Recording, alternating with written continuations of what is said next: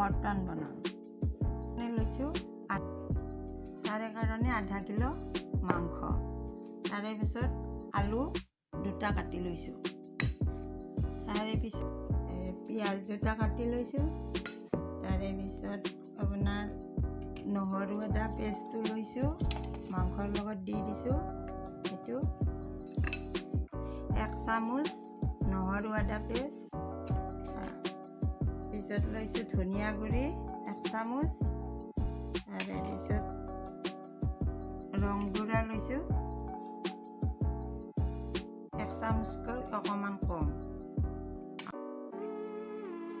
এতিয়া জিৰা গুড়ি লৈছোঁ এইটো 1 চামুচ, তাৰপিছত লৈছোঁ আপোনাৰ গৰম মছলা, নিমখ যিখিনি লাগে সেইখিনি ল'ব। মই আধা চামুচ দি দিছোঁ। আধা কিলো মাংসত 1 চামুচতকৈ কম নিমখ দিছোঁ। তাৰে পিছত আপোনাৰ এনেকৈ আধা কিলো মাংসত 3টা পিঁয়াজ এই মিক্স কৰি লৈছোঁ একেলগে মাংসৰ লগত,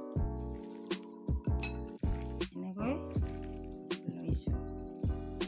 এনেকৈ মাংসটো পিঁয়াজ মছলা গুড়ি নিমখ চবখিনি এনেকৈ মিহলাই ল'ব। তাৰপিছত আপুনি আলু যে কাটিছিলোঁ 2টা, আলু 2টা ইয়াতে এনেকৈ দি দিম। এনেকৈ মছলাখিনি তেতিয়া আলুত লাগিব, এনেকৈ মাৰি লৈ এতিয়া কেৰাহীটো উঠাই দিলোঁ।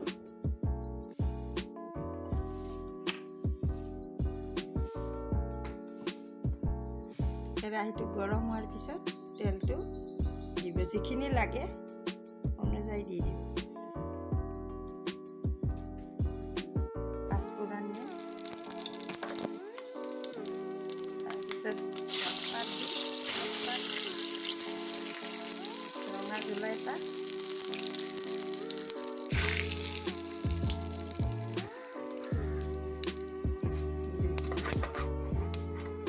এতিয়া তেলটো গৰম হ'ল, মাংসটো এতিয়া বহাই দিওঁ।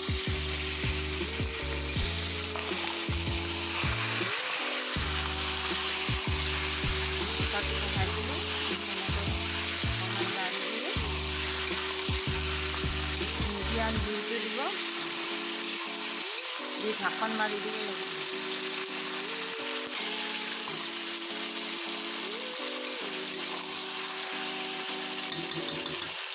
এতিয়া আপুনি জুইটো কমাই দি এইটো ঢাকনটো লগাই দি অকণমান জুইটো কমাই দিব।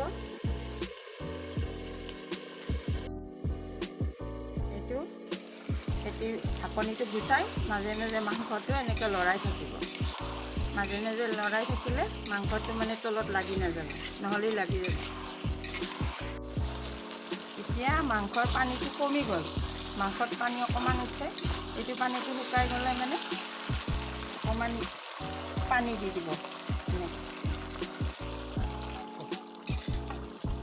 অকণমান গৰম পানী কৰি থ'ব, মানে যেতিয়া মানে পানীটো শুকাই যায় অকণকৈ পানী 2-3বাৰ দি তেনেকৈ শুকাই দিব। তাৰপিছত অকণমান বেছিকৈ পানী দিব।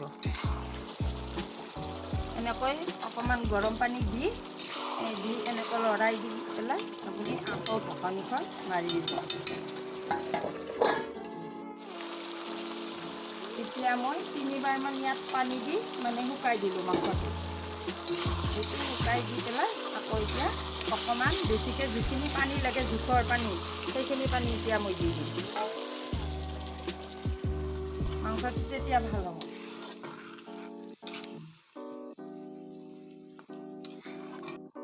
কমাই 3বাৰ পানী দিলোঁ, আকৌ এতিয়া মানে বেছিকৈ পানী দিলোঁ।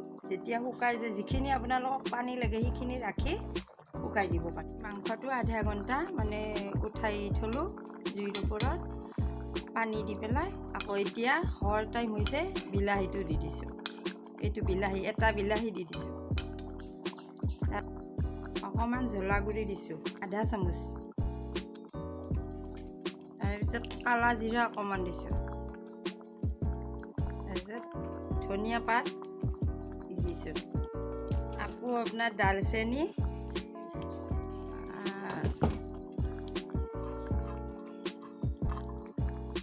লং আৰু ইলাচি অকণমান দি দিছোঁ, তাৰে লগতে অকণমান ধনিয়া পাত দি দিছোঁ। মানে এতিয়া হৈ গ'ল মাংসটো।